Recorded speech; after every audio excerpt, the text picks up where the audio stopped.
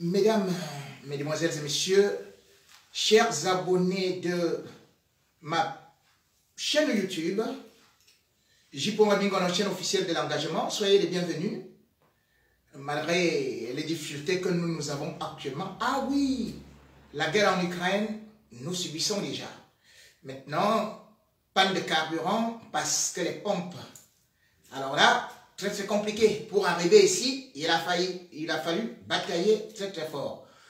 Et vous également, je vous salue très fort parce que vous êtes là et parce que vous êtes à l'heure, tout comme ceux qui sont sur la page Rémi Ngonon. Je sais très bien que vous faites un effort incroyable parce que d'ailleurs, beaucoup de plaintes me sont venues, que certains parfois arrivent même sur la page, ne trouvent même pas le direct, qui est pourtant en direct. Et d'autres, malheureusement, ne peuvent plus recevoir de notifications parce que je ne cesserai jamais de vous dire que les ennemis de la liberté font tout pour que le direct ne soit pas partagé, pour que la page ne soit pas visible. Mais qu'à cela ne tienne, ceux qui ont de la chance, comme vous, d'être en direct, dites merci et surtout sachez que vous êtes bénis. Mais en même temps, essayez de partager pour d'autres, pour qu'ils puissent peut-être aussi avoir la chance de pouvoir tomber sur le direct, puisque de toutes les façons, on vient toujours le réécouter, soit en différé, soit dans des groupes WhatsApp, soit dans d'autres supports, ou alors sur la chaîne YouTube, que d'ailleurs je vous ai demandé.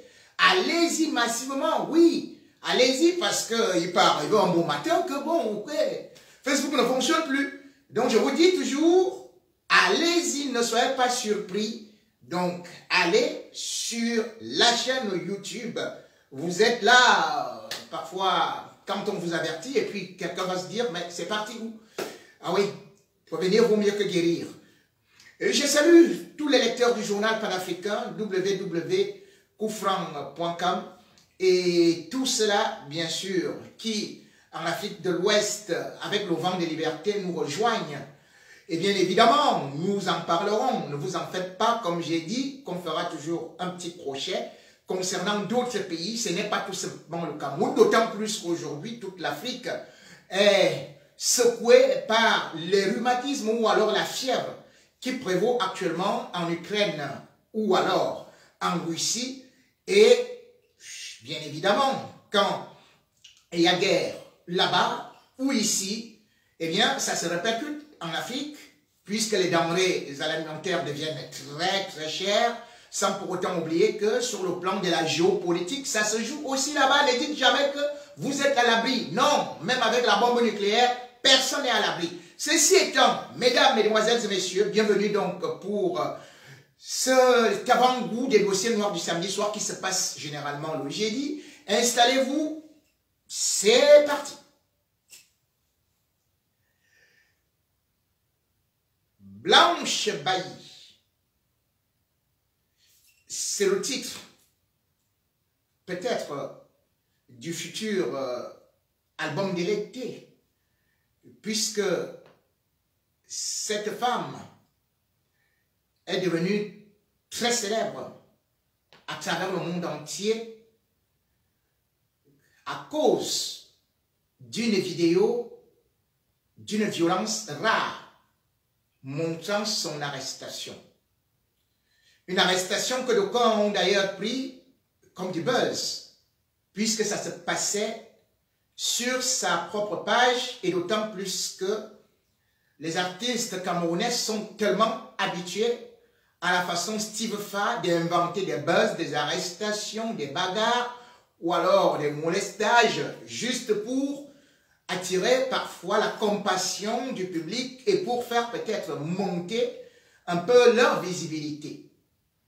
Et bien évidemment, ça a souvent marché, de telle sorte que même quand on subit des sévices, beaucoup de gens ne croient pas parce qu'ils se disent que certainement on est dans la théâtralité pour essayer d'attirer encore un peu plus des gens sur certaines pages ou sur certains murs qui sont parfois en somnolence, comme celui de Blanche Bailly qui cumule quand même 1 800 000 abonnés.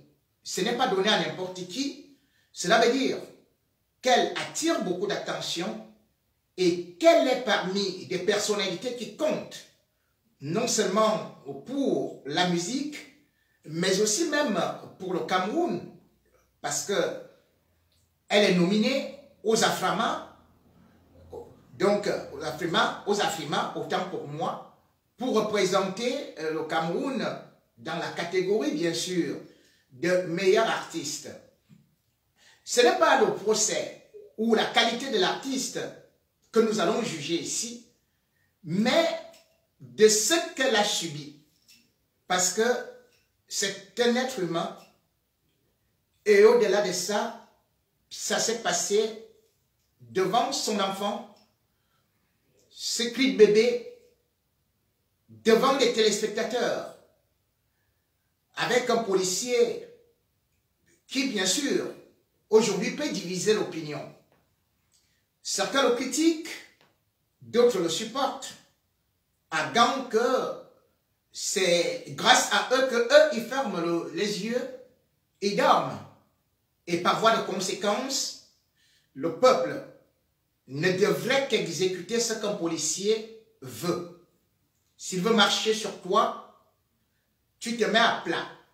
S'il veut tirer sur toi, tu lèves les bras et tu dis, vas-y, parce que c'est toi qui détiens ma vie, qui détiens le pays, c'est toi qui assures la sécurité. Une autre frange, très importante d'ailleurs, estime que cette arrestation démontre une fois de plus que le Cameroun est un pays qui ne respecte pas les droits de l'homme, un pays de hors-la-loi, où les hommes en tenue sont les premiers à ne pas respecter la loi. Face au tintamarre créé par cette histoire, parce que c'est un problème sociétal et parce que c'est un problème aussi qui englobe beaucoup de structures politiques, sécuritaires de notre pays, raison pour laquelle j'en parle aujourd'hui. J'ai essayé de faire une enquête, de recouper, mais face au mutisme des multiples acteurs, je pourrais juste vous donner quelques indications et quelques éléments ou indiscrétions que j'ai pu obtenir. Tout un chacun d'entre vous a donc été surpris de voir cette vidéo circuler sur des réseaux sociaux sur cette arrestation datant de mardi chez Blanche Bailly, une artiste assez connue et une artiste surtout qui se démarque par sa plastique. Mais cette arrestation a montré une autre image, un autre visage, parce que devant la violence, on avait découvert une autre Blanche Bailly dans la panique, de façon naturelle, ayant peur et surtout appelant au secours. On avait découvert une Blanche Bailly dépouillée de ses oripeaux de maquillage ou de filtre. On avait découvert l'intimité d'une artiste où on pouvait peut-être voir des assiettes superposées, exposées, sales. On pouvait voir justement que derrière le personnage, c'était aussi un être humain, aussi simple que ça, malgré le rêve qu'on vend. Et c'est ça le rôle de l'artiste, vendre un rêve, protéger son image. Mais cette image, lorsqu'elle est salie, lorsqu'elle est traînée dans la boue, parce qu'on voit comment est-ce que elle est traînée par terre, une arrestation brutale, barbare, ou d'ailleurs, selon certains témoins, elle aurait eu des blessures. avant d'être conduite au commissariat central de Buea. On a donc vu une autre Blanche Bailly qui n'était plus ce qu'on peut dire la méga star. Elle subissait la loi du Cameroun, où nul n'est rien, où nul ne vaut rien, où chacun peut tomber sur un chantage ou sur un petit doigt d'une personnalité assise quelque part et qui décide de vous humilier. Oui, la dictature n'a pas d'amis. La dictature ne respecte personne. La dictature se sert de la loi pour justement se conformer à la pratique des hors-la-loi. De prime abord, parce que je suis contre la violence, je m'insurge par rapport à cette pratique qui est courante dans notre pays. Blanche Bailly n'est que la face, la démonstration devant les yeux du monde de ce que peuvent être les forces de sécurité du Cameroun lorsqu'elles viennent chez vous. Je voulais d'abord essayer de comprendre qu'est-ce qui motive donc cette arrestation, puisque lorsque on veut vous punir au Cameroun, on va vous dire nul n'est au-dessus de la loi. Mais cependant, que dit la loi? Parce que nul n'est au-dessus de la loi, mais nul ne doit aller au-delà de la loi. C'est ça de l'esprit de loi de Montesquieu. Lorsqu'on essaie donc de regarder un certain nombre de choses, 1. Selon la loi camerounaise, ou encore le code pénal, pour être interpellé chez soi, il y a 4 cas. Le premier cas, c'est comme on peut dire, pour être même interpellé par la police de cette façon, c'est le cas de flagrant délit. Le deuxième cas, c'est bien sûr lorsque vous avez été convoqué au commissariat de police, que vous n'avez pas déféré à cette convocation 1 ou 2 fois, puisque vous devez être relancé. 3, lorsque le juge d'instruction a déjà ouvert une enquête.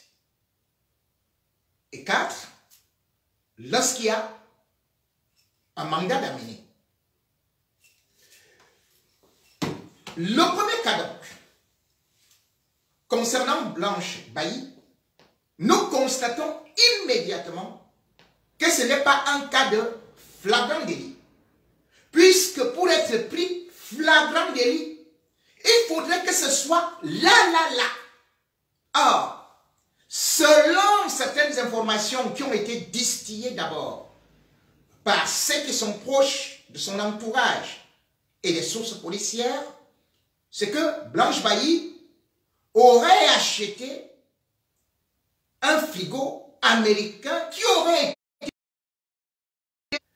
Et donc, qu'elle est donc receleuse, disons-le. Ce n'était pas l'instant. C'était déjà passé depuis.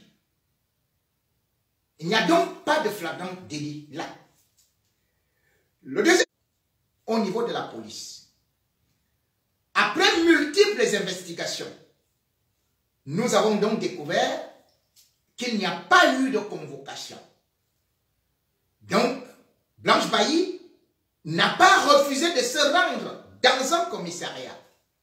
Mais bien au contraire, certains qui utilisent les médias des réseaux sociaux pour la désinformation veulent tellement polir l'affaire qu'on dit que la police l'a appelé gentiment au téléphone, d'aller gentiment remettre le frigo américain qu'elle avait gentiment acheté. Alors, elle n'a pas été gentille d'écouter gentiment les conseils de ces très gentils policiers et autres commissaires qui, parce qu'ils sont tellement gentils, ils ont respecté gentiment son statut d'artiste gentil.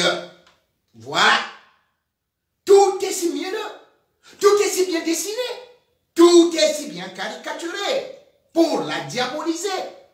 Mais en réalité, où est donc la convocation? Doit-on convoquer les gens par téléphone pour dire allez rendre tel ou tel article sans que vous puissiez même constater que cet article effectivement a été volé? Comment est-ce que les policiers peuvent faire une enquête par téléphone sans vous convoquer? Et d'ailleurs, et c'est là où nous allons aborder le troisième point, puisque pour que ça arrive donc à ce niveau, il faudrait bien deux possibilités, le juge d'instruction ou le procureur. Un mandat, c'est le procureur de la République. Tout comme le juge d'instruction, parce qu'il a déjà des éléments concrets qui vous accablent, qui montrent que vous êtes bel et bien trempé, mouillé, quoi que ce soit, un signe qui ressemble à ça, du moins, puisqu'ils pourront fabriquer plus tard. On a souvent vu ça. Maintenant, on va donc prendre le cas de ce procureur. Comment est-ce qu'il agit par rapport à ce qui s'est passé chez Blanche Bailly? Première des choses, on se rend compte que lorsqu'ils arrivent chez Blanche Bailly, selon le poste qui est partagé dans tous les réseaux sociaux, ils ont frappé gentiment, que ouvrez, et Blanche Bailly, dit-on, parce que l'oreille a commencé à les engueuler, et ils étaient jusque-là très gentils. Très bien. Première chose, cette arrestation se passe au-delà des 18 heures. La deuxième des choses, selon ce que les grands connaisseurs et défenseurs du régime sont en train de dire, c'est qu'il faut obéir, il faut coopérer. Il faut obéir, il faut coopérer. C'est bien beau. Mais faut-il coopérer avec quelqu'un qui n'est pas dans le droit? Puisque au moment où vous devez amener quelqu'un, vous devez lui présenter un mandat d'amener. A-t-on présenté, avez-vous vu sur cette vidéo un mandat d'amener signé par le procureur de la République? Nada. Deuxième des choses, dans un tel cas, l'officier de police judiciaire qui est sur place doit contacter le procureur de la République en cas de flagrance délit. C'est-à-dire que si vous trouvez même quelqu'un qui est en train de voler, lorsque vous l'avez immobilisé, c'est toujours le procureur de la République qui doit agir. Dans le cas de Blanche Bailly, puisque l'homme qui se trouve sur place est un inspecteur de deuxième grade, un inspecteur de police de deuxième grade, qu'est-ce qu'il fait? Il appelle le commissaire qui demande de l'amener au poste. 1.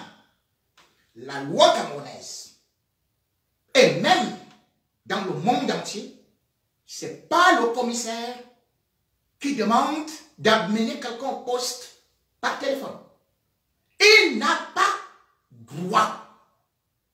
Ça n'existe pas. Parce que l'homme qui est sur place et qui est inspecteur de deuxième grade, dès que vous avez déjà le grade d'inspecteur de police, vous êtes ce qu'on appelle dans le réseau judiciaire officiers de police judiciaire. C'est-à-dire que vous pouvez avoir le galon d'inspecteur, vous pouvez avoir le galon de commissaire, vous pouvez avoir le galon de commissaire divisionnaire et tout et tout. Tout ça ne regarde pas le procureur. Il vous appelle les officiers de police judiciaire. C'est donc au procureur de permanence qu'il doit appeler ou au procureur qui a le dossier. Si le procureur qui a le dossier n'est pas là, c'est le procureur de permanence qui demande qu'on aille avec le délinquant ou la personne qu'on doit interpeller au commissariat. Je répète et je précise que l'inspecteur de police qui est sur place est appelé officier de police judiciaire parce que dans une enquête, c'est le procureur qui le désigne. C'est le procureur seul, à lui seul, qui rend compte et non au commissaire. Le commissaire est son supérieur hiérarchique administratif. Mais dans une procédure, le procureur peut exclure un commissaire. Il choisit un inspecteur de police, il choisit ou tel officier de police, enfin, comme celui qui porte le grade d'officier. Et c'est à lui qu'on rend compte. C'est lui qui décide donc qu'on aille avec telle ou telle personne au poste. Et c'est arrivé donc au poste qu'au regard des éléments qu'on a contre la personne, après l'avoir entendu, c'est donc là où on place la personne en garde à vue. Dans la vidéo, vous avez donc constaté que l'officier de police judiciaire, je dis bien sur place, il est officier de police judiciaire. Le commissaire de police qui n'est pas là n'a pas le rôle d'officier de police judiciaire, ne peut donc pas décider. Seul le procureur décide à cet instant. Lui, il appelle donc son commissaire et son commissaire demande qu'on l'appelle. Il y a donc une entorse à la loi. Quand on ne peut pas respecter la loi alors qu'on incarne la loi, parce qu'on a les habits et le statut qui vous demande de respecter la loi, lorsque vous arrivez donc chez quelqu'un, vous faites une incursion, une véritable violation de domicile, sans mandat d'amener, sans perquisition du procureur de la République, vous êtes quoi à cet instant-là?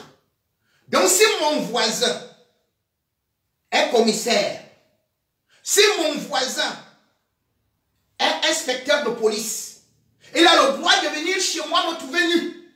Il a le droit de venir dans ma chambre, fouiller et m'arrêter et me dire, je t'amène au poste, je m'en vais te fouetter, je vais te libérer par rapport à ceci et par rapport à cela, sans avoir été convoqué. Voilà donc des entorses qu'il faut d'abord souligner et non se mettre dans un chauvinisme, dans un patriotisme idiotique, ignorantiste, de dire que oui, c'est un homme de loi, il faut les respecter, il faut faire ceci, il faut... Mais attendez, on a bien vu des hommes de loi qui sont traduits en justice. On a bien vu des commissaires qui ont été dépouillés de leur galon. On a bien vu des officiers supérieurs allant en prison. On a bien vu des bandits avec des armes, des policiers, des inspecteurs de police, de commissaires, qui ont été jugés au tribunal militaire parce qu'ils collaboraient avec des bandits dans des quartiers.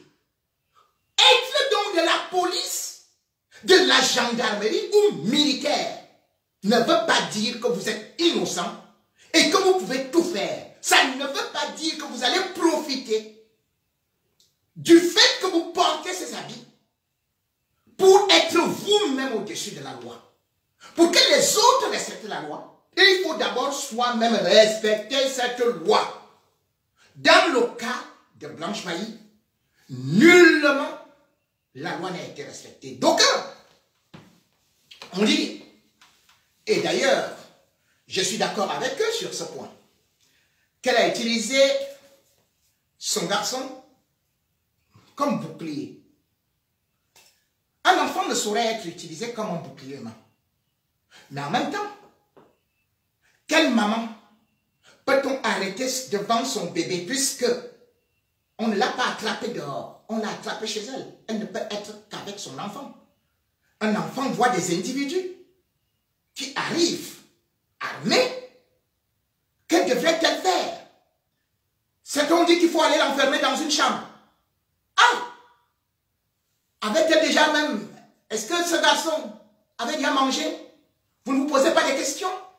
Et si sa maman est placée en garde à vue, est-ce que à cet instant-là, cet officier de police judiciaire a prévu d'autres choses pour au moins sécuriser cet enfant? C'est vrai, on arrête des mamans avec des bébés.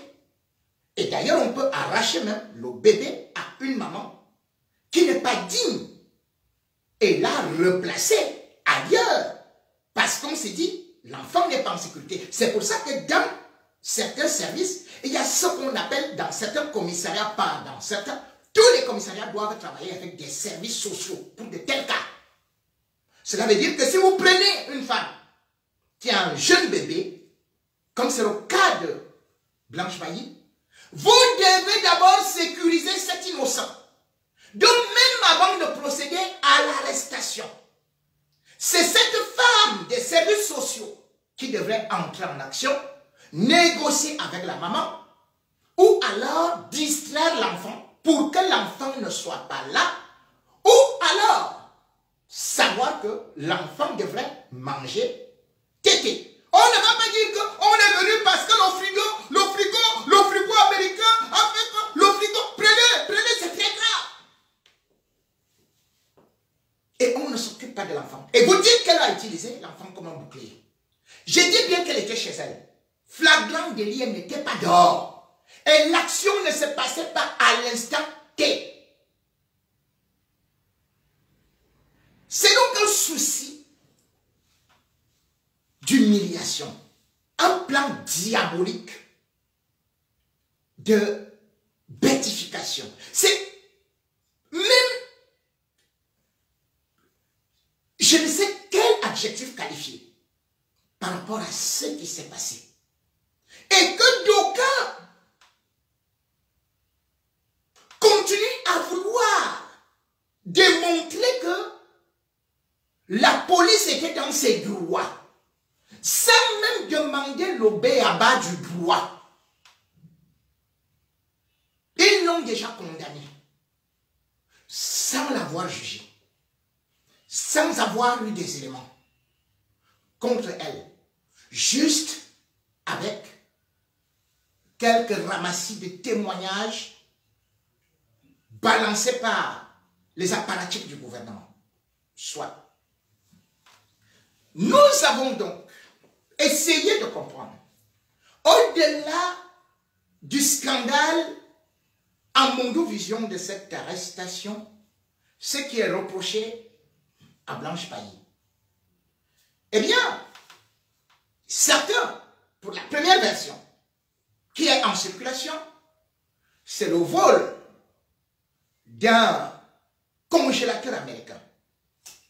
Certains veulent nous faire croire et nous témoignent que c'est une personnalité très connue au Cameroun, dans le monde, qui a été victime de ce vol. On a vidé sa maison. Et cette personnalité, au bout du compte, s'est rendu compte que son frigo américain se trouve chez Blanche Bailly. Ah, mesdames et messieurs, connaissez-vous le nom de cette personnalité? Dans quel pays on a vu qu'on ne connaît pas le plaignant? On désigne quelqu'un par personnalité. Personnalité. Donnez-nous le nom de qui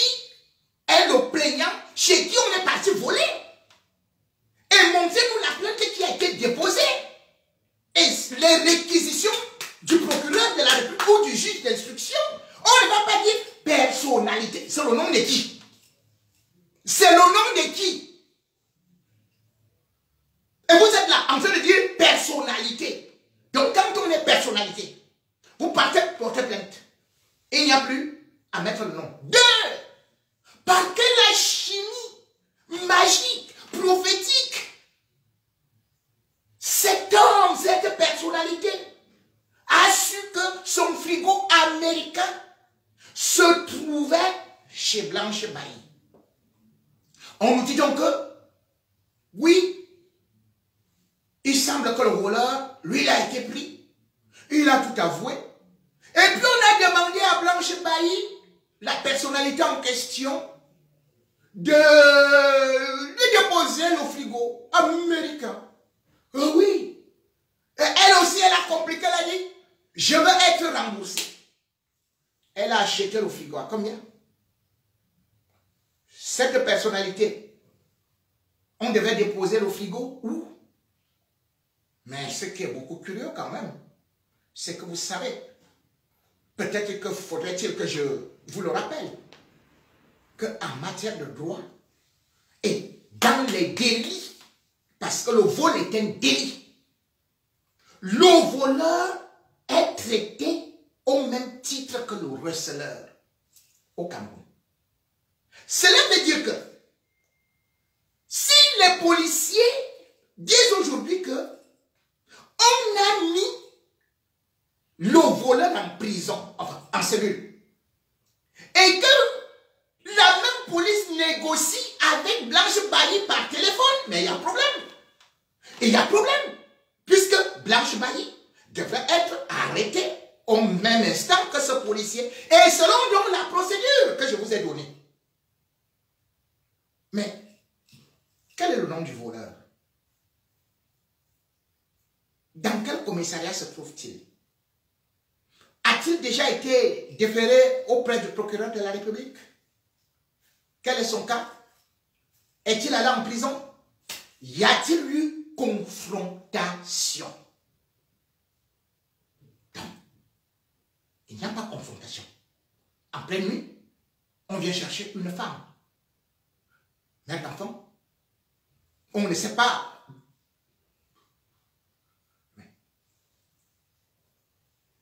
Lorsqu'on voit donc tous ces points d'interrogation qui manquent, on se rend donc compte qu'il y a quelque chose derrière.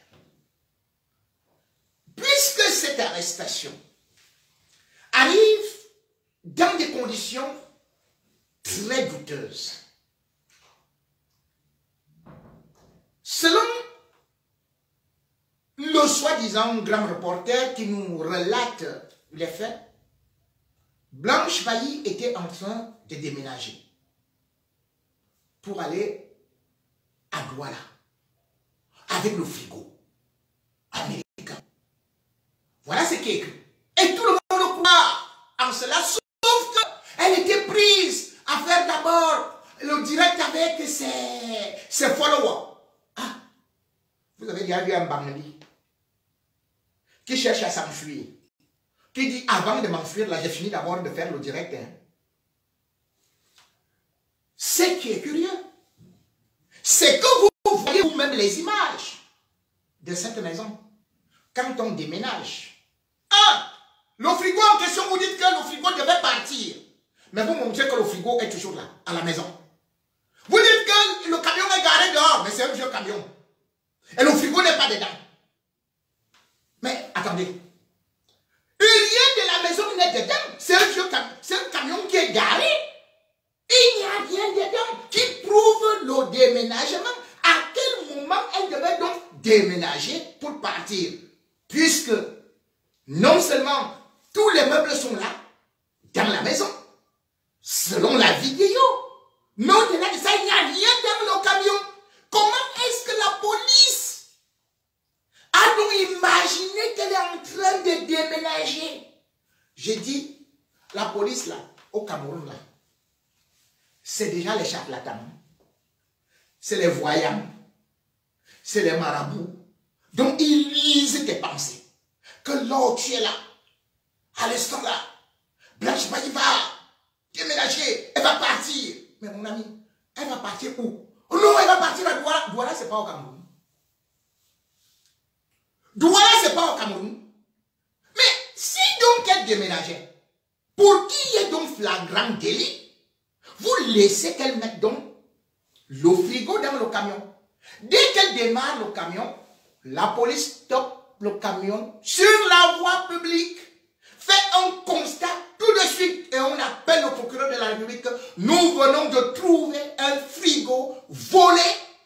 Le voilà qui est en train de déménager. On est en train de partir avec ça à tel ou tel. Là, c'est du flagrant délit. Mais la police, on me dit que la police a eu peur que le frigo la déménage. Donc la police n'a pas eu de patience. Mais la police a quand même eu de la patience à appeler Blanche Bailly au téléphone, à l'attendre, à faire ceci et cela. Et subitement ce jour-là, la police a dit c'est très grave. Sinon, mais on dirait que même quand il y a enlèvement d'enfants, je n'ai jamais appris qu'on arrête quelqu'un parce qu'il aurait l'intention d'aller enlever l'enfant. Lorsque les services de renseignement ont cette information, ils viennent, même en civil, ils se mettent à te guetter. Ils savent, ils communiquent, ils disent que tel, ils viennent déplacer, je vois ceci, je vois cela, je vois ceci, je vois cela, je vois. Mais c'est sur des faits. Et non sur des imaginations, des rêvasseries qui n'ont rien à voir avec la justice. Passons. Maintenant, selon toujours ce qui revient de ces renseignements que nous avons donc lus et que vous avez vus et que nous essayons juste de disséquer, c'est que Blanche Bailly est arrêtée donc au-delà des 18 heures, traînée par terre, et on part avec elle au commissariat central sur ordre du commissaire. À 21 heures, elle est libérée. Expliquez-moi, moi, je ne comprends pas. Je ne comprends pas. La garde à vue au Cameroun, c'est 24 heures, 48 heures, 72 heures. D'autres font même un mois en garde à vue. La grande bandite criminelle internationale arrêtée comme Ben Laden chez elle n'a pas fait 3 heures de garde à vue. À quel moment l'a-t-on entendu? Pour vous libérer, il faut bien être entendu. Et on n'a jamais entendu quelqu'un en train. Comment à 18 heures, Bailly Ben Laden est arrêté avec les Kalachnikovs après avoir dépouillé toute l'Amérique? Elle a ramassé les grands frigos là-bas. Bailly frigo se retrouve donc au moment où on croit qu'on vient de la mettre dans le frigo en cellule. On nous dit que non. Elle est maintenant au chaud chez elle. Et le plus beau dans tout ça, c'est que c'est un beau monsieur qui est arrivé. Subitement, à cet instant-là, au lieu de s'occuper des affaires du Cameroun, il se retrouve au commissariat. Monsieur le gouverneur. C'est Dieu. À quel niveau un gouverneur doit se présenter dans un commissariat? Je dis, c'est quel le plaignant? Le gouverneur là, au Calais de là, c'est lui qui était le plaignant. Et il est parti dire que je lâche. Mais le gouverneur est devenu le procureur. Mais le gouverneur est devenu juge d'instruction. Mais en matière de justice, quel est le rôle du gouverneur dans une affaire où on vient de t'arrêter et le gouverneur se déplace? Ou même le gouverneur donne des instructions. C'est ça le rôle d'un gouverneur. Hein? Que dans une affaire de frigo américain volé, je ne sais pas si le frigo là a été volé chez Bia, parce qu'on dit que C'est une grosse personnalité connue de tout le Cameroun. J'ai cherché la grosse personnalité connue de tout le Cameroun. J'ai dit, ça peut être, peut-être que ça peut être, non, si ce n'est pas Paul Biya, c'est John Goudé. Après, j'ai même demandé à d'autres Camerounais, vous connaissez qui est John Goudé? On a dit, on ne le connaît même pas. Donc, ils ne connaissent même pas le Premier ministre. Après, il dit, oui, peut-être sur le frigo de Samuel et tout, hein. Ça peut être, parce qu'il semble même qu'on l'avait vu là. Mais, sauf que le problème, c'est que, bon, j'ai déjà cherché. Et subitement, je découvre que c'est le gouverneur qui est arrivé. Et on a libéré Blanche Bailly. Vous avez volé. On n'a pas récupéré le frigo. On vous a arrêté. C'est le commissaire qui a demandé. Amenez-la moi. Et puis vous êtes libéré.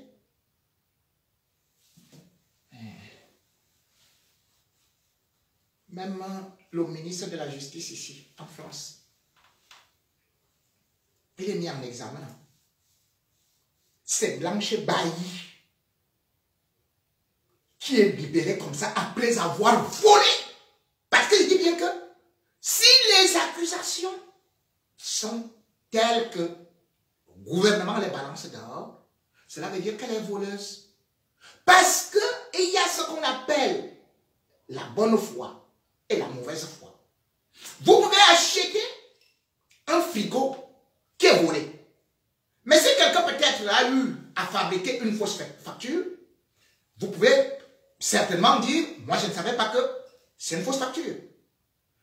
Vous pouvez acheter au marché parce qu'il y a des effets volés qui se vendent au marché. Dans ce cas, vous ne pouvez pas être considéré comme un receleur parce que ça c'est la bonne foi. Mais maintenant, la mauvaise foi, c'est que quelqu'un vient et vous dit, comme le langage au Cameroun, c'est que j'ai une affaire dans le business. J'ai une affaire dans le business. Cette affaire dans le business, c'est ce qui fait donc de telle sorte que immédiatement vous êtes complice du vol. Peut-être même vous êtes l'initiateur, l'instigateur du vol.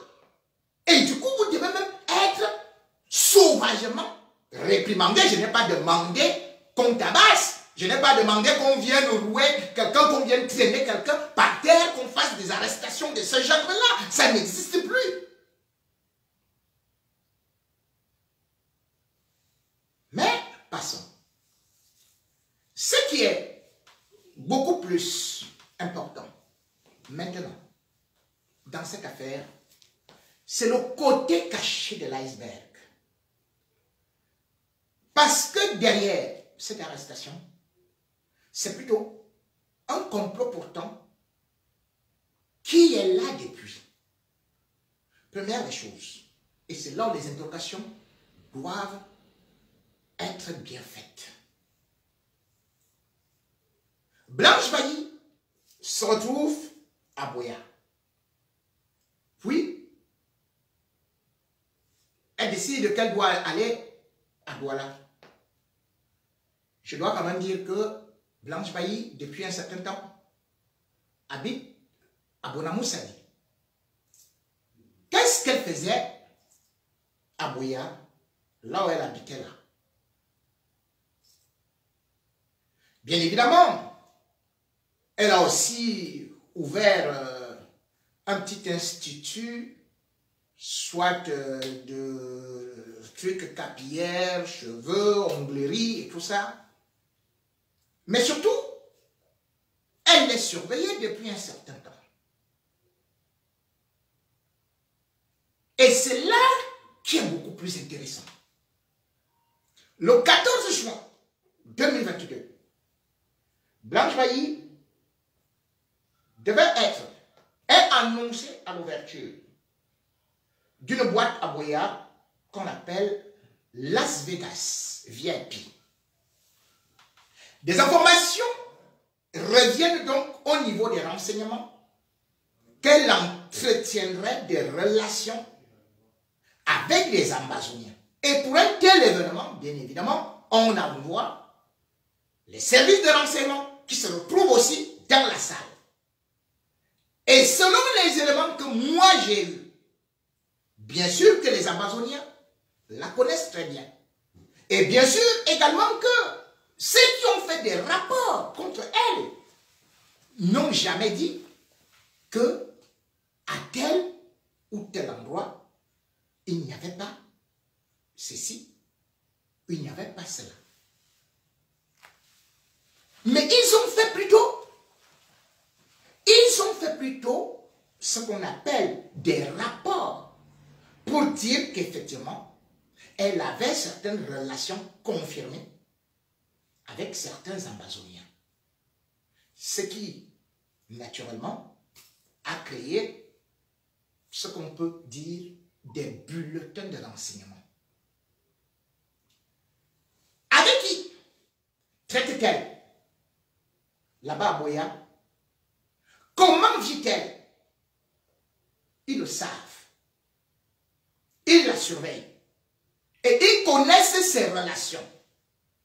Et c'est pour cela que, au-delà de ce que nous disons, ils sont en train de cacher beaucoup d'informations. Blanche Bailly elle-même, je peux vous le dire, depuis son arrestation, n'est pas joignable. Elle s'est déconnectée. Elle pourtant qui avait promis de dire la vérité ou de revenir sur des faits saillants de cette arrestation qu'elle devait dénoncer. Comment se peut-il qu'elle puisse disparaître?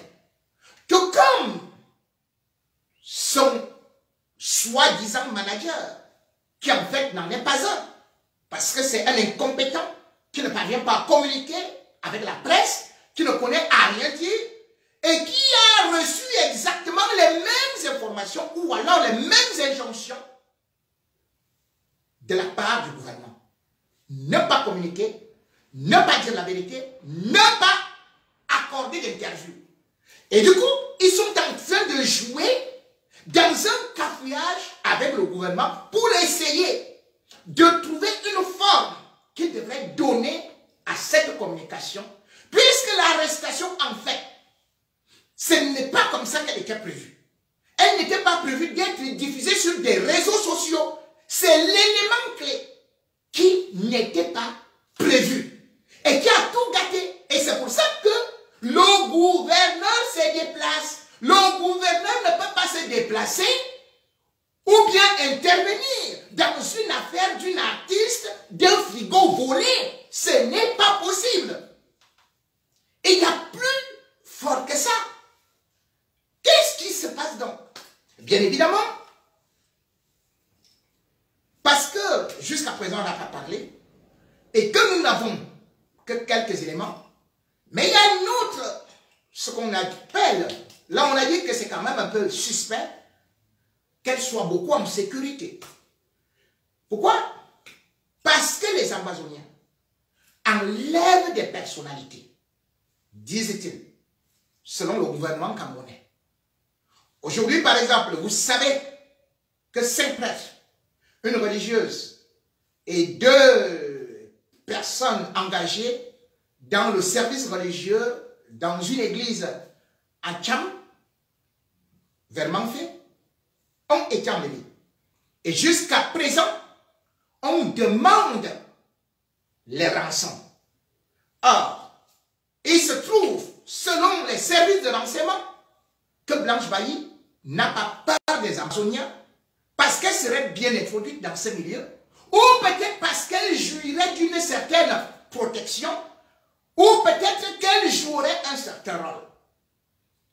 Et dans le contexte actuel, ce qu'il faut aussi savoir, c'est que des gens comme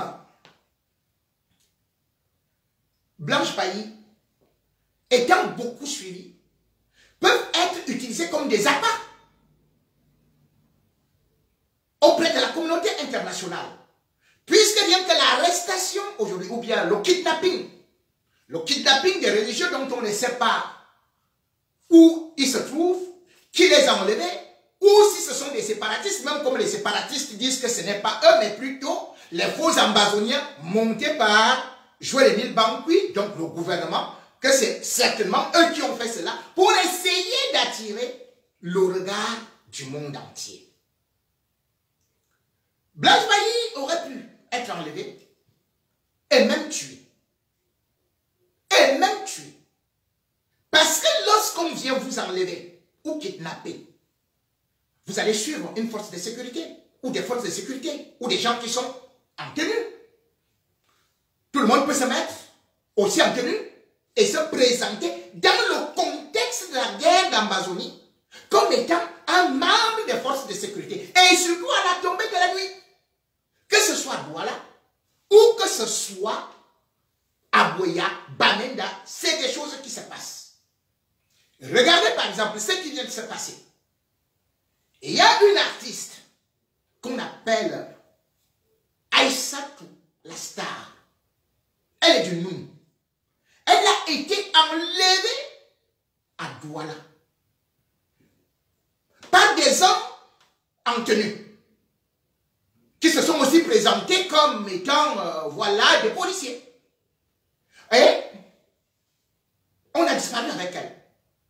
Une vidéo est en train de circuler dans les réseaux sociaux. On voit cette fille qui est aussi une artiste, qui est aussi brune, qui fait souvent aussi du buzz, mais on l'a vue pratiquement trempée dans des marécages. Oui, trempée dans le marécage. Et par la suite, on a reçu d'autres images où on dit que les kidnappeurs de cet artiste ont annoncé à ses parents qu'elle est déjà morte. Dans la vidéo, elle est torturée. Elle demande pardon. Maintenant, on nous dit qu'elle a demandé, enfin, que les kidnappeurs disent qu'ils veulent 10 millions de francs afin d'indiquer aux parents où se trouve la dépouille. Là, ils ont enfoui la dépouille sous terre. Cette histoire n'a pas fait beaucoup plus de buzz parce qu'en même temps, elle n'a pas la même notoriété que Blanche Bailly. Je ne dis pas de façon formelle qu'on allait certainement la tuer. Mais je dis dans le contexte actuel, on enlève des personnalités, on fait le marchandage, on exhibe à la communauté internationale. Parce que d'un côté, le gouvernement camerounais voudrait démontrer à la communauté internationale que les Amazoniens sont dangereux. Les Amazoniens, c'est des terroristes. Les Amazoniens égorgent des femmes. Les Amazoniens enlèvent les religieux. Les Amazoniens font ceci. C'est donc une guerre de communication. Et cette guerre de communication ne date pas d'aujourd'hui. Puisque cette guerre, on l'a aussi vu avec Florence Ayafor. Rappelez-vous que une jeune dame, dans des conditions incroyablement horribles, a été abattue. Elle était gardienne de prison. Elle avait été enlevée alors qu'elle se trouvait à Taping dans un deuil. Elle a été enlevée sur une moto. Cette dame-là, rappelez-vous, le 29 septembre 2019, comment nous avons vu cette femme se faire égorger. Égorger. Et on connaissait l'égorgeur, Clovis Acha. Donc on disait qu'il faisait partie du groupe des Ambai Boys, version Akangaji.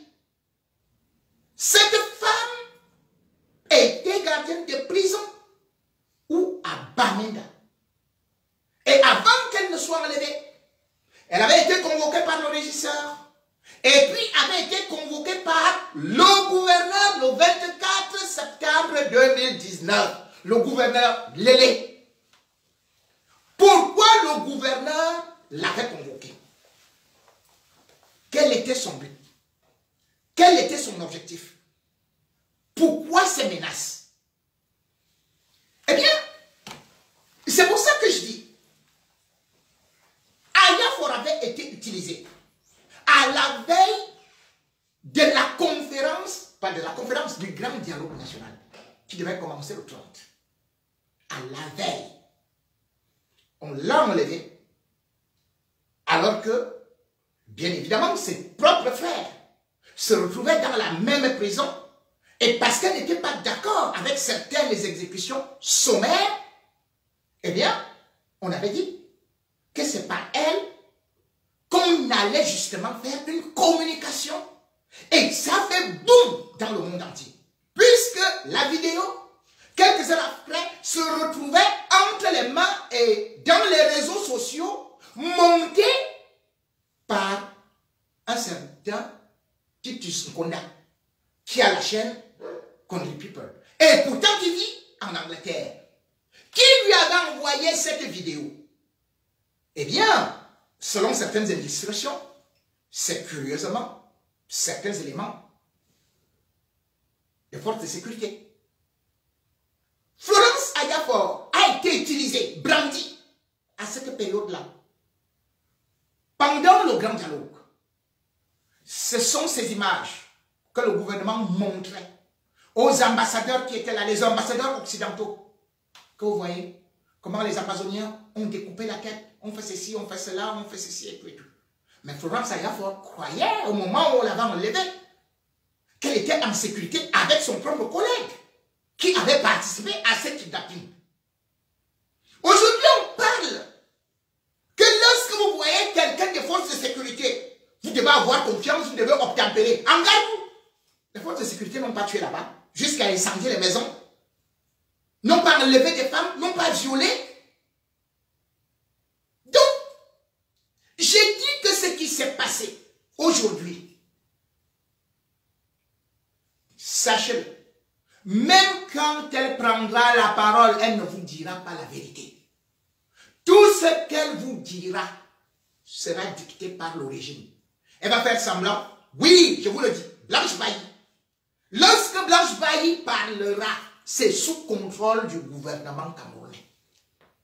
Elle va dire, elle va dénoncer peut-être un policier le livrer comme ça, mais elle ne dira pas ce qu'il y a derrière. Tout ce qu'elle vous dira, que je vous dis ma vérité, il n'existe pas que je vous dis ma vérité. Même un voleur peut venir et te dire, je vous dis ma vérité, je n'ai jamais volé. Un assassin va vous dire, je vais vous dire ma vérité, je n'ai jamais assassiné. Ah oui, c'est comme ça d'ailleurs au tribunal. Le problème, c'est que jusqu'à présent, elle ne parvient pas à parler parce qu'il faut remasteriser certains discours qui auront été façonnés à Yaoundé. On ne pouvait pas faire cette histoire-là sans que les Martin Barguengele, les Joël Émile Bangui. C'est un cycle, c'est un cercle, voulais-je dire. Tous sont informés.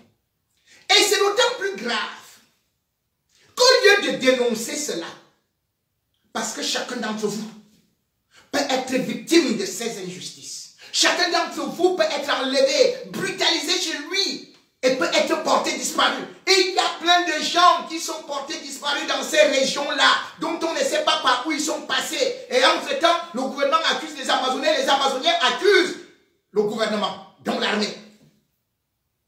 Vous ne pouvez donc pas venir enlever quelqu'un sans un mandat d'amener, sans une instruction qui est ouverte, sans rien.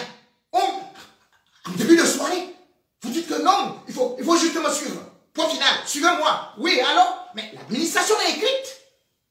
Quelqu'un n'appelle pas pour dire allô, oui chef, l'autre dit amenez. Où est l'administration est écrite? Ils ne le font pas. Parce que c'est suspect. Parce qu'ils savent qu'ils sont en train de préparer un sale coup. Parce que imaginez qu'on vous montre les images de Blanche Bailly, nue, traînée dans la boue comme Aïssatou, la star, celle qui vient de mourir là, dit-on. Parce que je n'ai aucune certitude. En tout cas, c'est ce qui est annoncé. Imaginez qu'on la viole. Imaginez qu'on la violente. Et qu'on dise, c'est Abouya, c'est les terroristes, c'est les Amazoniens. Et bien, vous allez vous révolter. Ils vont retourner l'opinion internationale. Comme j'ai dit qu'elle est suivie, elle seule, par 1 800 000 personnes. Et elle sortait d'une tournée. Oui. Vous la laissez partir au Canada. Vous la laissez partir. Elle était au Japon, à Helsinki. Vous la laissez partir à Londres. en Angleterre. Vous la laissez partir en Allemagne. Elle est partie à l'extérieur. Vous ne l'avez pas arrêtée. Elle revient chez elle. Vous venez, vous l'arrêtez de façon spectaculaire.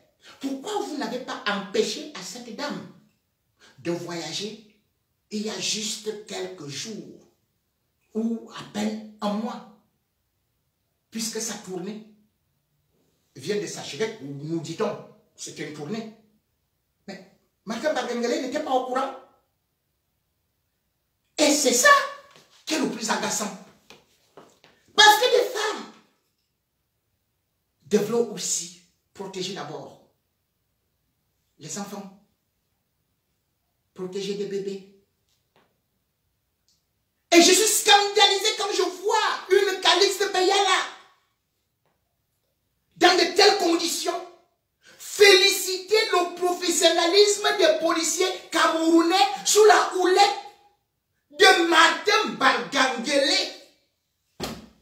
C'est terrible. Calixte Beyala voit comment une femme est traînée dans la boue, comment elle est violentée.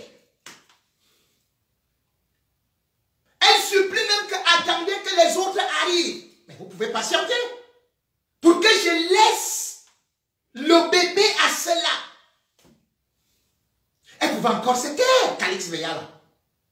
Mais comme ma soeur là aime toujours vouloir se racheter, vouloir démontrer l'indémontrable, elle parle de professionnalisme. Professionnalisme, Calixte. Professionnalisme, ça. Mais, c'est... Mais tu es une humaine. Tu es même dangereuse. Et ça se comprend. Ça se comprend. Puisque c'est dans de telles conditions que Calixte Beyala a aussi utilisé la police camerounaise pour interpeller un journaliste. Pour tout ça, vous rappelez, en pleine nuit, on a interpellé pour tout ça sans convocation, sans mandat d'amener, sur une mobilette. On est parti avec lui pour l'humilier. Et Calixte Beyala, contrairement à ce que la justice dit, que quand vous avez déjà, quand une affaire est en justice, on ne commande pas. C'est elle qui était la première à publier sur des réseaux sociaux, vantant qu'elle avait arrêté un journaliste d'ailleurs qui traitait de Lilloise. Elle a tout dit, insulté, rabaissé ce garçon-là. Qui, alors que la loi du Cameroun dit que, en matière, ceux qui ne veulent pas respecter la loi, en commençant par Calixte Beyala, qui a profité du fait qu'elle sortait avec le directeur du cabinet civil, Bondayolo. De toute façon, c'est Belaké qui le dit, hein. Et il y a toujours des preuves au niveau du Hilton, là où elle était, du Montferrand, là où elle était logée, au frais de l'État, des mois et des mois, au frais du cabinet civil. Eh bien, on a ordonné comme ça, allez arrêter Pointe-Tuta. Donc, au Cameroun, dès que vous connaissez quelqu'un, dès que vous sortez avec un grand, dès que vous faites ceci, il dit, arrêtez-elle, on vous humilie. Il n'y a pas de droit. Et c'est comme ça que Pointe-Tuta a passé 2 ans de sa vie. 2 ans de sa vie en prison. Alors que la loi du Cameroun dit, non seulement il y a vice de procédure dans l'arrestation, vous partez mettre le gars d'autrui en cellule, et puis vous le condamnez à 2 ans. La loi dit 6 mois. Vous allez jusqu'à 2 ans. Pourquoi ne t-on pas apprécié? Puisqu'on est allé avec Pointe-Tuta à la pêche. Donc il applaudit, elle applaudit donc. Madame Bargangele, parce qu'il a suffi qu'elle appelle. Il a suffi qu'elle appelle au procureur Maka. Il a suffi qu'elle appelle Martin Bargangele. Parce qu'elle entretient ces relations-là. Martin Bargangele est un professionnel. Lorsque vous le savez que en plein Cameroun, des gens comme les Atanakuna ont réussi à quitter le pays alors qu'ils avaient l'interdiction de sortir du territoire. Atanakuna s'est retrouvé au Nigeria. Si quelqu'un est honte, c'est une honte. Martin Bargangele a 90 ans. Il est l'aîné de Paul Biya. Et c'est lui qui commande la police camerounaise. Vous voulez que cette police soit quoi? Oui, sa formation, c'est quoi? Martin Bargangele. Mais il est sorti inspecteur de police en 1951. Martin Bargangele était inspecteur de police en 1951. Je vous dis qu'il est l'aîné de Biya. Et c'est lui qui dirige la police camerounaise. Et voilà ces policiers qui peuvent arrêter n'importe qui. Ou vous les voyez taper sur des gens n'importe comment. Calix Beyala n'a pas dit le moindre mot. Lorsque Maman Pilon, on a vu devant. Et elle vient d'ailleurs de le dire. Parce qu'elle a juste voulu marcher. Pour le MRC. Elle est pourtant du village de Paul Biya. On l'avait attrapée en Kouaban. On l'a tabassé, humilié. Finalement, on l'a déporté où? En fou. C'est ça le professionnalisme? Pour ce papier-là?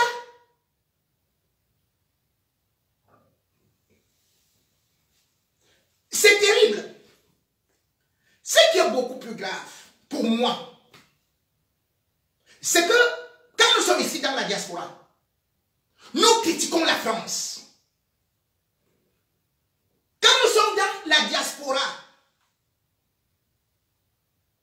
nous parlons de les droits de l'homme, les ceci et tout et tout. Mais quand on arrive au Cameroun, ceux qui ont vécu ici deviennent même encore plus tyranniques et deviennent complices de ces dictateurs-là. Vous vous rappelez, Calixte, ma soeur,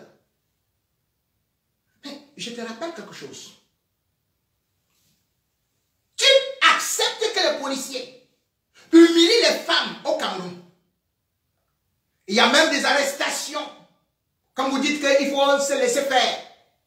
Samuel Ouazizi s'est laissé faire. Quand on a voulu l'arrêter, c'est un journaliste. Où est son corps? Il est mort depuis, on l'a tué dans la cellule en 2019.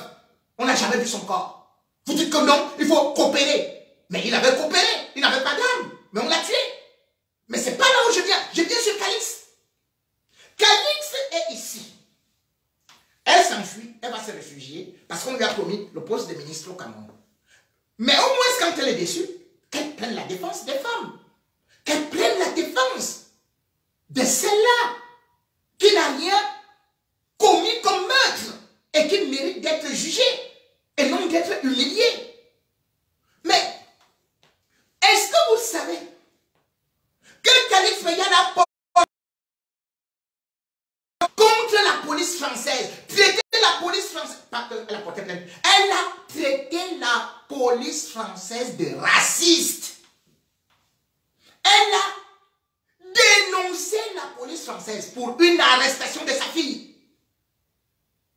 À mon tour, sa fille sort le couteau pour finir avec le monsieur. Le monsieur dit, je suis mort. La police arrive. On prend la fille de Calix Beyala. On va la placer en garde à vue. Ce qui est tout à fait normal. Donc elle est placée en garde à vue pendant 48 heures. Calix Beyala, le 30 mars, pond un post sur ses réseaux sociaux, sur sa page, pour dire que c'est très grave par rapport à ce que les policiers racistes de Montauban ont fait. Elle a parlé de tout. Elle l'a dit.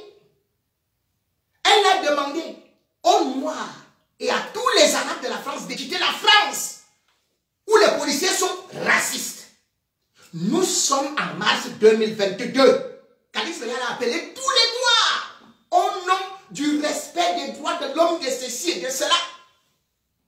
Qualifiant. C'est comme ça qu'il s'appelle. porté plainte contre Calixte Beyala. Cette histoire est encore entre les mains d'un procureur, un certain Bruno, qui est sur ce dossier-là, où Calixte Beyala a traité, a trouvé que ce n'était pas normal que sa fille à elle soit gardée en cellule. Mais au Cameroun, elle applaudit une bagarre sur des arrestations. Sa fille n'a pas été brutalisée. Sa fille, maintenant, le 7 avril 2022, alors que c'est la police, les syndicats de policiers, l'Alliance, le syndicat de police, l'Alliance, est en train de poursuivre sa mère. Elle va maintenant porter plainte en disant on me donne la nourriture là-bas en cellule au Cameroun. Combien de fois? Quels sont les... Et elle dit que quand elle voulait dormir, on avait allumé. Et puis son compagnon qui avait appelé les policiers dit maintenant qu'il n'y a pas il n'y a pas de partie civile parce qu'il n'a pas porté plainte. Donc elle porte plainte contre les policiers. Voilà Calixte Beyala qui ne respecte pas la police française. Elle est française hein, parce que le Cameroun ne connaît pas la double nationalité. Elle est française. Elle porte plainte contre la police française. Sa fille poursuit la police française. Elle insulte la police française. Elle est maintenant poursuivie par des tribunaux français. Elle va applaudir pour l'arrestation de Blanche Bailly. Moi, je ne peux pas accepter des injustices. Si Blanche Bailly est dans celle, elle doit être arrêtée conformément à la loi. Et même pendant son arrestation, elle est présumée innocente jusqu'à ce qu'elle soit jugée. C'est-à-dire que le commissaire n'a aucun droit de mettre quelqu'un en cellule sans l'ordre du procureur. Le commissaire n'a aucun droit de donner des instructions au téléphone. C'est pour qu'il n'y ait pas d'abus. Un pays où vous avez les commissaires de police qui prennent, qui disent qu'à l'arrêté, mais ce n'est pas pour un pays. À ce niveau, je peux partager. Peut-être, c'est la députée du PCRN. Elle n'a pas été arrêtée, je n'ai pas été d'accord qu'elle aille insulter un policier. Et d'ailleurs, aujourd'hui, on dit que celle-là, elle a qualifié le policier d'ambazonien. Alors que c'est elle qu'on qualifie plutôt d'ambazonienne. Maintenant, ils cherchent à emballer ça d'une autre façon. Mais est-ce qu'on venait l'arrêter parce qu'elle est partie insulter un policier que tu es ambazonien? J'ai la vidéo. Je n'ai pas... Mais attendez. Vous voulez embarquer quelqu'un et vous dites que oh, égal ambazonien. Mais attendez, vous ne pouvez pas embarquer quelqu'un dans de telles conditions. Et surtout, comme je le dis, lorsqu'on ne peut pas respecter la loi, on est soi-même hors la loi. Blanche Bailly pourrait demander réparation. Mais malheureusement, elle va se lancer dans des compromissions. Parce qu'au Cameroun, la victime, on sera retourné. Et même ceux qui te défendent après, tu te mets plutôt à tirer contre eux parce que tu deviens un agent du régime. C'est malheureusement ça. Nous sommes dans un pays où il n'y a pas la solidarité, où les victimes se transforment en bourreaux, où les victimes profitent parfois d'une certaine situation pour finalement travailler avec le régime. Celui-là, oubliant que lui, j'ai risqué ceci. Mais s'il n'y avait pas la mobilisation de l'opinion nationale, internationale, si je n'étais pas connu, qu'est-ce qui me serait arrivé? Je devais donc profiter de ma notoriété pour passer des messages, pour décrier les injustices. C'est aussi ça le rôle d'un artiste. Vous avez pu voir combien d'artistes camerounais ont encore cette capacité de pouvoir dénoncer, cette capacité de pouvoir être à côté du peuple pour voir des problèmes de société. Rare.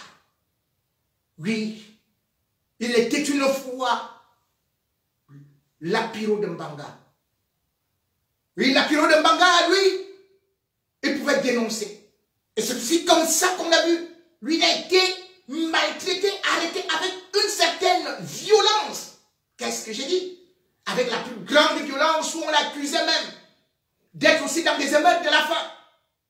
Parce que les artistes sont toujours présentés finalement par ce régime-là comme des criminels. Pour faire les campagnes électorales, les artistes sont devant. Pour aller étudier, ils sont devant. Et puis, on les retourne, on les ridiculise et on se moque d'eux. On jette. Lapiro de Mbanga est mort après avoir été humilié, emprisonné. Combien d'artistes par solidarité ont manifesté? On a regardé Longuet la dernière fois se faire arrêter par jouer les 1000 banquis, qui l'a tabassé, qui l'a humilié. On a arraché son passeport, interdit de voyager. Combien d'artistes camerounais se sont mobilisés? Oui, nos artistes, c'est venir se présenter devant les caméras, mettre le rouge à lèvres, montrer les grosses fesses, attacher les mèches comme ça, et l'autre les vestes. Mais voilà ce que nous savons faire. Montrer de la plastique. Oui, ne vendre que tu vends. Pas importante dans des situations de la défense des droits de l'homme. Combien d'artistes camerounais se sont levés quand ils ont vu leurs compatriotes, leurs collègues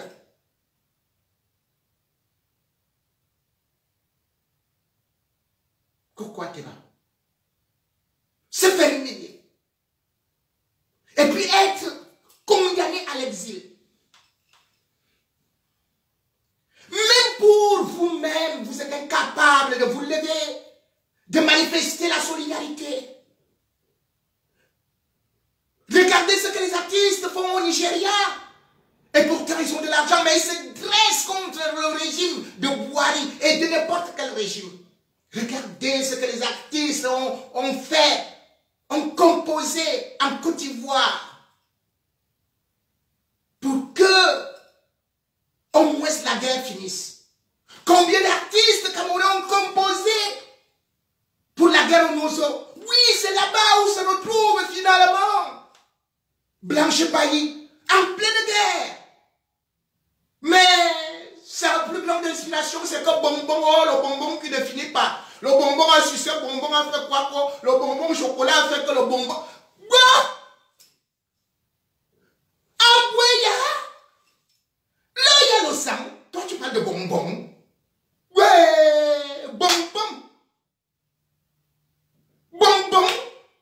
Le bonbon qui ne finit pas. Maintenant, alors, le bonbon, tu constates que c'est le bonbon amer. C'est le bonbon de lait.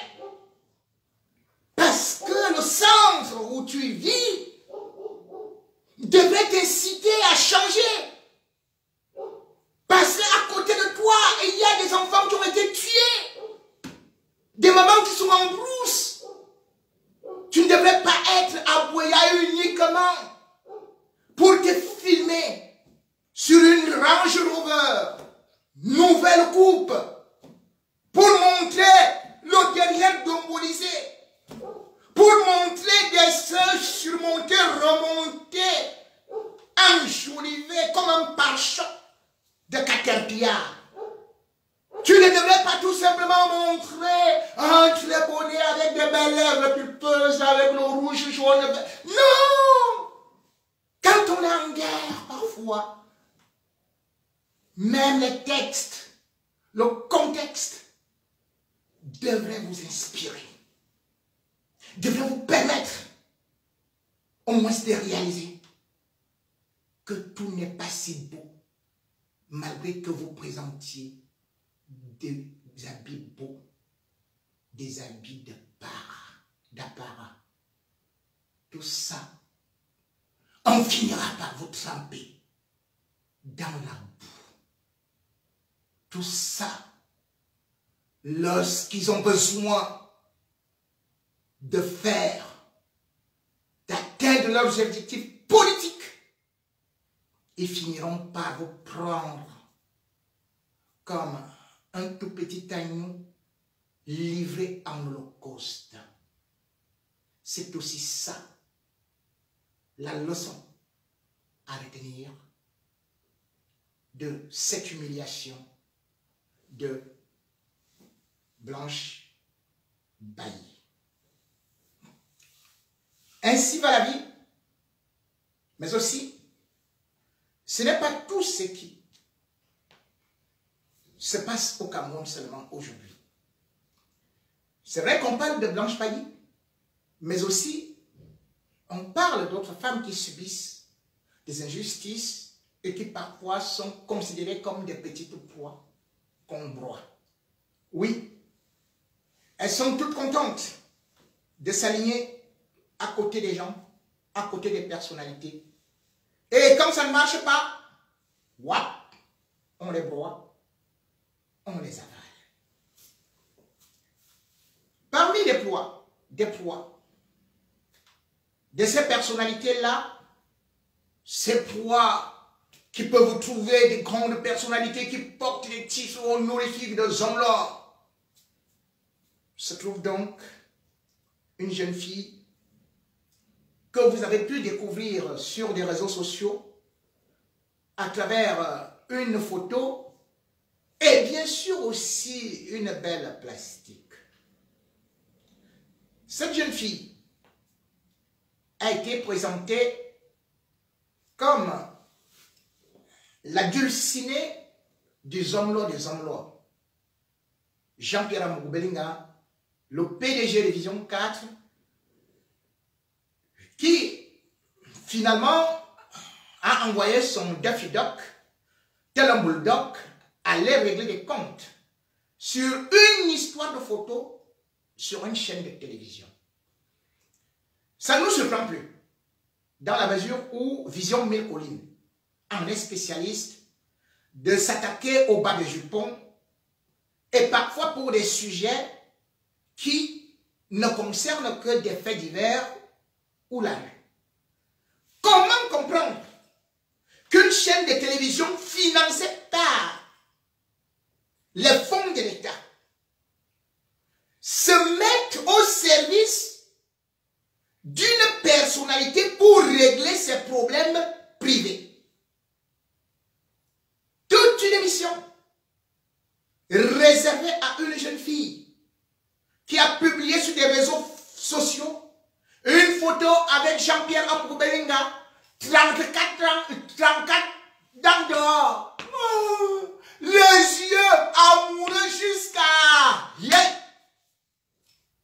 Et on dit que, par humilité, Bruno Bidjan, qui vient donc faire cette sortie sur sa chaîne, à peine venant de suspension, et admis par effraction à l'estique, puisque déjà tout le monde connaissait les résultats, vient donc nous dire que la plus grande émission et le plus grand sujet qu'il a, c'est une fille anonyme que son PDG a rencontré, là il va souvent goûter des mets délicieux au niveau des Hilton, et qui par sa magnanimité a accepté de se filmer aux côtés de cette pègre de fille. Et maintenant cette fille utilise non seulement cette photo pour salir son nom, mais aussi pour escroquer des personnalités à gauche et à droite, arguant d'ailleurs qu'elle a de très bons réseaux avec monsieur le PDG du Cameroun, l'homme le plus riche, l'homme le plus beau, Jean-Pierre Amougou Zomlor, et qu'il suffit de lui donner de l'argent, et comme ça il vous place. Voilà les affirmations d'un soi-disant journaliste qui n'a aucun élément à brandir devant les téléspectateurs. La photo est là et cette fille a fait une contre-attaque où elle révèle finalement que au Hilton, parce qu'elle a enfin, on peut dire, un projet sur le plan vestimentaire, elle a donc rencontré Amadou Belinga pour faire une photo, laquelle a été partagée sur son profil, ce qui est tout à fait normal quand on fait une photo. Moi, on fait des photos partout où je vais. Et on les partage. Ce qui est normal. C'est à vous de commenter. Et on attribue donc à cette fille qu'elle s'est autoproclamée la 4e femme de Zomlo. Et on vient lui faire des menaces au niveau de l'antenne. Que le Zomlo des Zomlo, c'est son porte-parole, qui pourtant est le directeur général adjoint de la chaîne, qui vient nous révéler que cette fille n'est même pas de la catégorie de Jean-Pierre Amadou Belinga. Et que si elle continue, eh bien, on va lui régler son compte, on va lui faire ce qu'on fait souvent aux autres. Mesdames et messieurs, ceci est très grave. Parce que non seulement cette femme, c'est une façon de l'exposer à son âge, mais aussi de montrer que c'est juste une mendiante de mariage. Ou alors une mendiante auprès d'un homme qui se fait une collection de femme en femme tel un chapelet, alors qu'elle avait le souci de faire une collection de vêtements.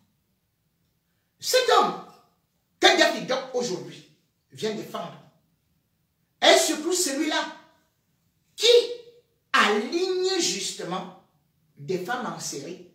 Et aujourd'hui, Daffy Duck vient nous dire que pour le moment, il n'a pas un projet de 4e femme. C'est dans le communiqué. Pour le moment. Yay! Donc, Daffy Duck est en train de nous dire que malgré tout ce que je suis en train de vous dire là, demain ou après-demain, la 4e ou la 5e peut venir. Mais ce qui est beaucoup épatant, c'est que la fille nous révèle quelque chose en me disant que pourquoi tu ne m'as pas appelé? Tu as mon numéro. Vous êtes devant les téléspectateurs, vous dites que vous ne connaissez pas cette dame. Que c'est une fille comme ça, c'est dire que les vagabonds du Hilton. Mais elle dit que non. Vous connaissez. Mais monsieur de Fidon, vous connaissez dans quelles conditions? Quel est ton rôle auprès d'elle? Pourquoi tu ne l'as donc pas appelée? Pourquoi tu as fait semblant de ne donc pas nous dire que tu ne la connais pas? Voilà donc, tout est clair. À savoir que Daffy Duck, qui a toujours joué, et regardez le rôle que directeur adjoint de chaîne joue, il vient parler au nom des sensations et des conquêtes de son patron. Qu'est-ce qu'il en sait? Tout juste parce que il a toujours joué le rôle de négociateur, le rôle de couverture.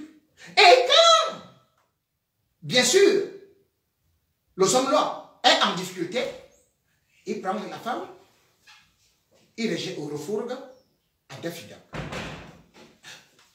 Aujourd'hui, lorsqu'il vous dit que ce n'est pas le goût du homme-là, donc, un directeur général adjoint des chaînes de télé connaît les goûts de son patron. Mais moi, j'ai cherché la qualité de femme robot que je n'ai pas attribuée pour le goût de Jean-Pierre Amadou Belinga. Et j'ai toujours constaté qu'elle ne se ressemble pas. Sa première femme. Mais il a arraché chez son cousin, avec qui ils étaient en prison. Après l'avoir arraché, il a arraché même la fille de sa propre femme. Donc, on ne sait pas s'il aime les vieilles, s'il aime les jeunes. Puisque d'ailleurs, il est parti encore aimer beaucoup plus vieille. Maman Sarah. Il a arraché toujours chez un autre homme, son ami, qui était conseiller à la présidence de la République.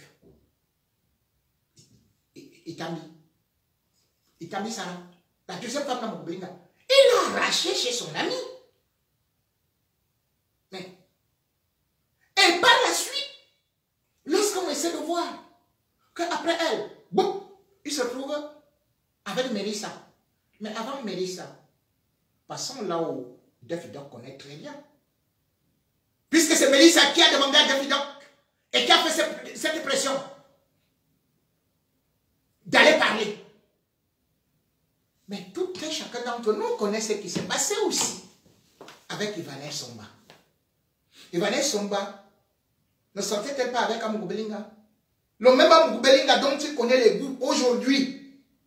N'est-ce pas Ivana et Somba? Donc tout le monde, tous les journalistes, animateurs de Vision 4 et même toute la jet set voyait Amougou Belinga avec Ivanel Somba. Et c'est avec Ivanel Somba que justement un jeune garçon a été assassiné. Et Daffy-Doc a profité pour récupérer la femme. Pas pour récupérer, pour jouer la couverture. Il connaît bien les goûts de son patron. Mais avant Ivanel Somba, la grande sœur, c'est Karine Eba qui sont avec Amougou Belinga. Avec lesquels tout se mélange, tout se... Vous avez déjà vu un homme dans une maison arriver, prendre les mamans, les grandes sœurs, les petites sœurs, les petits, les maigres, les courtes, les grosses, les machins, les brunes, les noirs. Les... David, donc quand tu dis que ce n'est pas son genre, tu as vu la petite là? Hey! Mais c'est même la qualité là alors que quand je le vois... Mais regardez la photo, il est là, tu sens que le gars, il est démuni. C'est-à-dire que là-bas où il donne, vous dites qu'il est parti manger quoi? Il était pour manger. Regardez bien comment il est. Mais c'est là-bas son terrain de sport favori. Monter, descendre, translation, là, c'est là-bas, le terrain de jeu. Et vous voulez dire que la petite là ne la connaît pas? Il est en train de vouloir prendre les gens comme des cons. Oh, il donne là, c'est seulement pour aller manger que c'est là-bas. Mais vous oubliez les déclarations, surtout les révélations de Bachirou, son meilleur ami. Lorsque toujours là-bas, il donne, le même Zomlo des Zomlo avait appelé Bachirou dans sa chambre, où Bachirou dit qu'il a trouvé Zomlo des Zomlo avec Maman Sarah. Et Zomlo des Zomlo lui a dit que Maman Sarah veut que toi aussi tu viennes un peu faire. Que Maman Sarah a touché ses cheveux comme ça, il a commencé à trembler. Il a dit non, Maman Sarah est tuée. Il a fui. Oh, il est là. Au lieu de dire que la petite, après avoir montré la photo, comme Mélissa a vu que, yeah, voilà une belle petite bombe. Au lieu d'assumer, vous venez insulter l'enfant d'autrui. Vous venez faire que, mon ami, il y a un proverbe de chez nous qui dit que quand le chat est incapable d'attraper la souris, il dit que son derrière ça. Donc c'est maintenant que vous dites que la fille là est tout simplement, c'est une fille qui se balade comme ça, elle tourne après ses cesses. Hey! Vous voulez que je vous décrive tout? Ah, mon tout tire sur tout ce qui bouge. Que ce soit même tel ou tel, lui, il tire sur tout ce qui bouge. Regardez maintenant. Je vous parlais samedi dans les dossiers noirs, du dossier de la femme de Kabaye Yede Djibril. Je n'ai pas voulu aller trop loin. Je n'ai pas voulu aller trop loin. Est-ce que Daffy-Doc, tu peux nous dire qui jouait ou qui joue le rôle de courroie de transmission entre Zomloa et la femme de Kabaye Yede Djibril, Fatimatou? Je peux d'ailleurs vous dire que Fatimatou a fui. Pendant qu'elle faisait le direct là, elle a poum, elle est actuellement au nord. Elle a poum. Parce que ce que j'ai dit, c'est là où Kabaye découvre que, comme ma femme, c'est Jean-Pierre Mouvelega qui est en train d'acheter le terrain de 2000 € de 2000 hectares. Et il a trouvé d'autres terrains même encore que Amougou offrait à sa femme. Oui, en ce moment-là. Et qui jouait le rôle? C'est celle qu'on présentait pourtant comme étant désintéressée, que Amougou, il n'y avait rien. Nadia Jenga. Nadège et Yanga.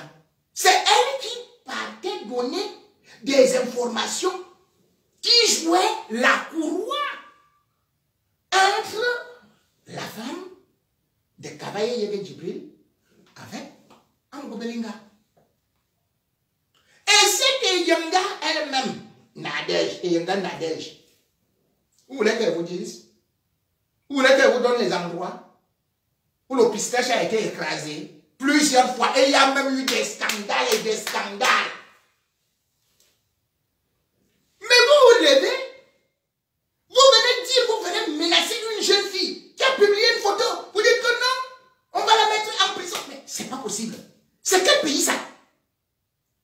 C'est quel pays où une affaire privée, vous allez mettre des gens en prison? Mais aujourd'hui, est-ce que vous vous rendez compte? Un monsieur comme Jean-Pierre Belinga, expert en trafic d'influence,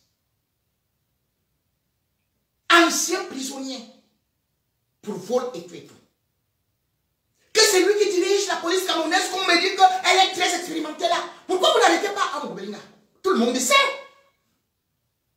On félicite Martin Bagangele. Ce n'est pas Martin Bagangele qui a donné 13 policiers pour garder Jean-Pierre Belinga. Aux frais du contribuable camerounais, un policier, vous donnez ça à un brigand. Pas un, 13. C'est au moment où Jean-Pierre Belinga, exactement ce qu'on a en train de faire à cette fille, a étalé Bagangele sur ses antennes de la chaîne de télé. C'est là où Bagangele a retiré les 13 policiers. Et aujourd'hui, le même Bagangele, ce qu'il ne sait pas, c'est que le directeur de la police judiciaire, qui est à Douala, maintenant il est à Yaoundé, il est sous la botte d'Amoubelinga. Amoubelinga, il a 19 dossiers là-bas. Quand il veut t'humilier, il appelle tout simplement le directeur de la police. Il dit, Kacham, il a acheté au directeur de la police une voiture. Le directeur de la police judiciaire, je vous dis qu'il sort à Douala avec des... C'est incroyable. Et c'est lui qui a Yaoundé en ce moment.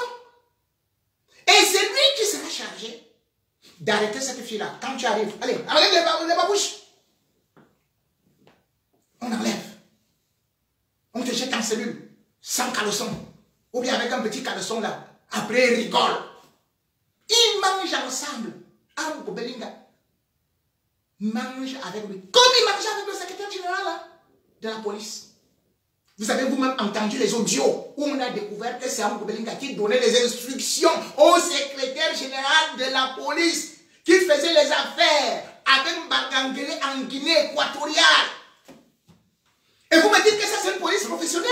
C'est une police de magouille, c'est une police de profitisme, c'est une police de clanisme.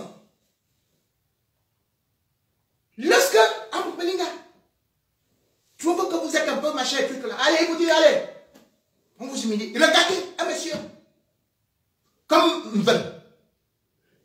Ils étaient dans ce qu'on appelait la Sainte Trinité, dans les journaux là. Que Mven doit uniquement collaborer avec lui pour détruire des personnalités, les insulter, y compris moi, son propre cousin. Qu'est-ce qu'il a fait? Il a dit, il est parti voir le directeur de la police judiciaire. Il a dit, allez, tu vas me faire le même travail. Kacha.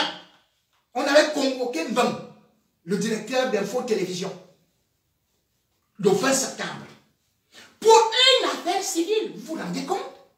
Une affaire qui n'a rien à voir. On dit que oui, Mven est parti prendre 20 millions là-bas. Il avait déjà remboursé 18 millions. Et vous partez avec lui à la police judiciaire. Est-ce que la police judiciaire est faite pour ça? La police judiciaire, c'est pour le pénal.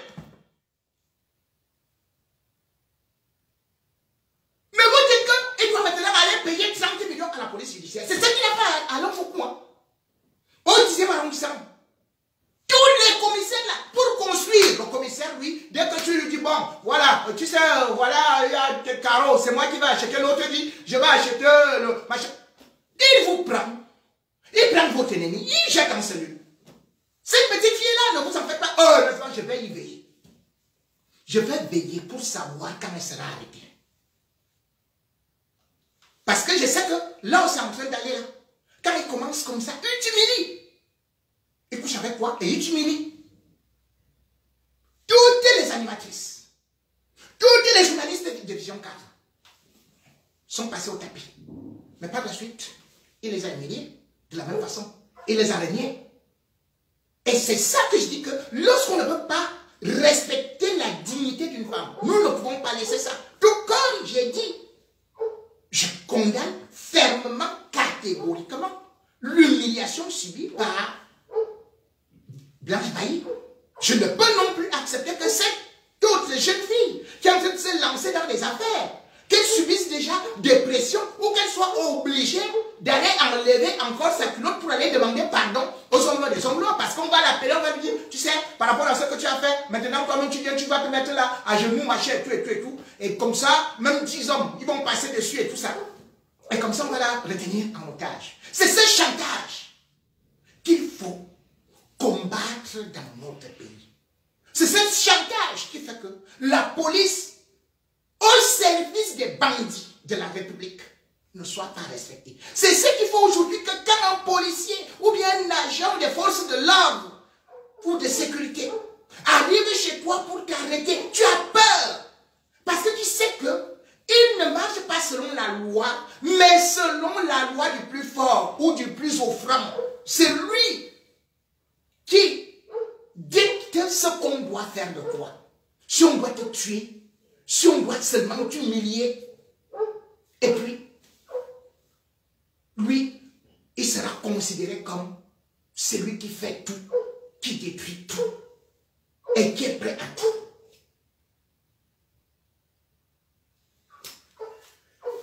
Bien sûr que l'actualité aujourd'hui aussi, c'est la guerre en Ukraine concernant, bien sûr, cette confrontation qui existe déjà, qui est déjà en Afrique, entre la Russie et l'Ukraine, et qui sont en train de se partager actuellement des pays africains. Ces pays africains, comme je l'annonçais dans mon affiche, aujourd'hui on a vu l'Ukraine qui est déjà arrivée en Côte d'Ivoire pour des accords, les accords militaires, contrecarrer le Mali de l'autre côté. Et ce qui veut déjà dire que bientôt, les Africains seront aussi recrutés pour aller combattre là-bas. Certains seront du côté de la Russie, d'autres du côté de l'Ukraine, puisque nos chefs d'État, que ce soit ceux qui font les coups d'État, ils travaillent d'abord pour leurs intérêts, ou que ceux qui sont là, les anciens colons des temps lointains, qui travaillent aussi pour les intérêts de leur patron, la France. Et dans tout ça, le bétail humain, le pauvre peuple, lui, ne suit que comme des moutons, et puis sera livré dans cette guerre qui se joue très loin de la terre, où bientôt, vous allez voir, pendant que la misère en Afrique, mais nous serons prêts à aller nous battre hors de nos frontières pour trouver encore d'autres maîtres qui viendront nous ruiner. Parce que je n'ai pas le temps de développer cette actualité et parce qu'il y a beaucoup d'autres éléments et parce que le sujet d'aujourd'hui était sur Blanche Bailly et sur le hommes des hommes lois. Je vais m'arrêter là pour aujourd'hui et vous donner rendez-vous pour d'autres dossiers. Pour les dossiers noirs du samedi soir, c'était presque déjà les dossiers noirs du samedi soir, ça a été un peu trop long aujourd'hui, tout en vous disant que merci, je sais très bien que c'est très difficile aujourd'hui de pouvoir me suivre, de pouvoir me capter, d'autant plus que même au niveau de la chaîne YouTube, je crois que beaucoup de gens ont été en difficulté, mais c'est également qui sont sur Facebook, je sais que c'est très compliqué de pouvoir me suivre parce que tout est bloqué, mais néanmoins, continuez à partager et surtout à faire de telle sorte que notre messe, nos évangiles puissent se poursuivre. Sur ce, je vous adresse mes salutations et surtout, bonne soirée. Et à samedi soir, pour les dossiers noirs du samedi soir, ce sera à 18 h à Paris, 17 h heure d'Afrique centrale, 16 h en Afrique de l'Ouest, 12 h à New York.